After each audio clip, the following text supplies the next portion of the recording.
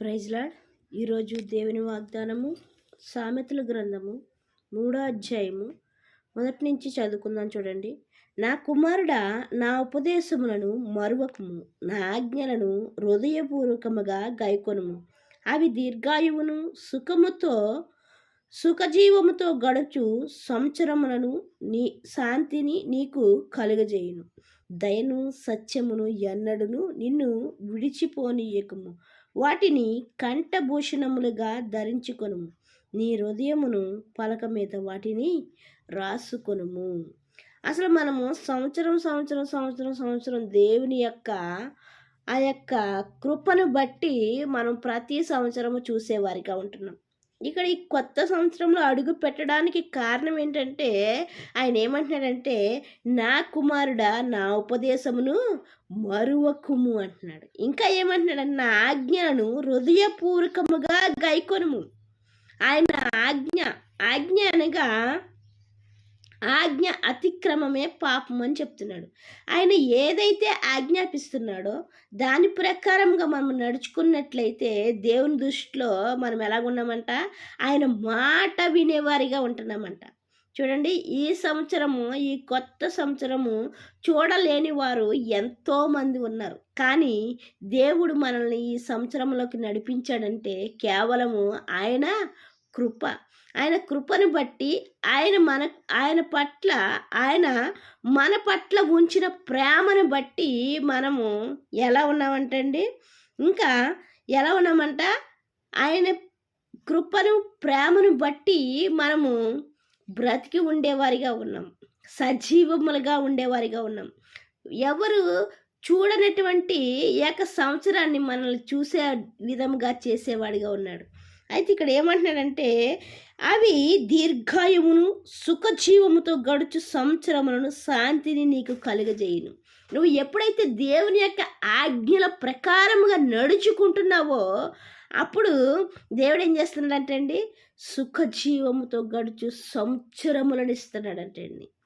ప్రతి సంవత్సరాన్ని కూడా సుఖముతో గడపమని ఇస్తున్నాడు. కానీ మనం ఏం చేస్తున్నామంటే, ఆయన ఆజ్ఞలను మీరి కష్టాలు కొని తెచ్చుకునే వారిగా ఉంటున్నాం. ఏం చేస్తున్నామండి, ఆయన ఆజ్ఞను మీరి కష్టాలు కొని తెచ్చుకునే వారికి ఉంటున్నాం. అయితే వాక్యముతో నీతో నాతో మనందరితోటి మాట్లాడుతున్నాడు. నువ్వు ఎప్పుడైతే దేవుని మాట గాయకొని దేవునికి ఇష్టకరంగా జీవిస్తూ ఉంటున్నావో అప్పుడు నీకు సుఖముతో గడపడానికి సంవత్సరములను దీర్ఘాయువును ఆయన దయచేసేవాడిగా ఉన్నాడు. ఇంకా ఏమంటున్నాడంటే, దయను సత్యమును ఎన్నడను నిన్ను విడిచిపోనీయకము అంటున్నాడు. ఏంటంట, దయ సత్యము ఎన్నడూ మనల్నంట విడిచిపోనియొద్దంట. ఎందుకు విడిచిపోనియొద్దు అంటున్నాడంటే, వాటిని కంఠభూషణములుగా ధరించుకొనుము, నీ హృదయమును పలక మీద వాటిని రాసుకొనుము. ఎందుకంటే దేవుని యొక్క దయను బట్టి మనము ఇప్పుడు క్షేమముగా ఉండగలుగుతున్నాం. దేవుని యొక్క సత్యమును బట్టి మనము క్షేమముగా ఉండగలుగుతున్నాం. కాబట్టి అటువంటి సత్యములో దేవుడు సత్యమైన దేవుడు కాబట్టి మనము కూడా సత్యముగా ఉంటూ అబద్ధం అనేదే లేకుండా మన బ్రతుకులు ఏంటండి, అబద్ధం అనేది లేకుండా మన బ్రతుకులు సత్యముగా జీవించినట్లయితే ఏం చేస్తామంటండి, మనము వాటిని కంఠభూషణములుగా ధరించుకోనమంటున్నాడు. ఇంకా హృదయం అనే పలక మీద వాటిని రాసుకొనుము. ఎందుకంటే ఎక్కడన్నా రాసినట్లయితే మర్చిపోతామేమో, కానీ హృదయం మీద రాసుకున్నది మటుకు మర్చిపోమండి. ఎందుకంటే ఎప్పుడో జరిగిన గొడవ కూడా నా గుండెల్లో గుర్తున్నది అనే మాట మనము ఎక్కువగా వాడేవారుగా ఉంటాం కదండి. అంటే ఆ మాటే గుర్తున్నప్పుడు దేవుని యొక్క శక్తి కలిగిన ఈ వాక్యంలోంచి వచ్చిన మాట మనకి గుర్తుండాలంటే ఎక్కడ రాసుకోవాలండి, ఈ గుండెల మీద రాసుకోవాలి.